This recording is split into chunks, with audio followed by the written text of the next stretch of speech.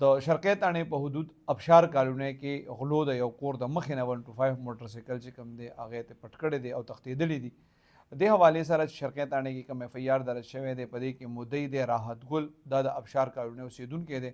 د رپورټ درج کړی دی چې د ورځې ابشار کالونۍ کې د خپل کور مخې ته 125 موټرسایکل ودرولو او کور ته ننوتو. دی وایي چې 15 منټ پس زه راووتم نو بیا دغه موټرسایکل چې کوم دی نو د بیا تللی دی د شرقی تاڼې پولیس له ته ویلي دي چې یاره د د کور مخې نه نامعلوم کسانو موټرسایکل پټ کړی دی.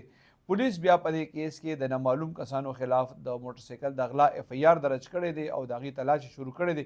پولیس وایي سره دس خو هغې صرف FIR درج کړی دی خو هغې ګوري به یاره چې دغه خوش علاقو کې چېرته CCTV کیمرې لګېدلي نو د هغې نه به بیا د ملزمانو تلاش شروع کوي.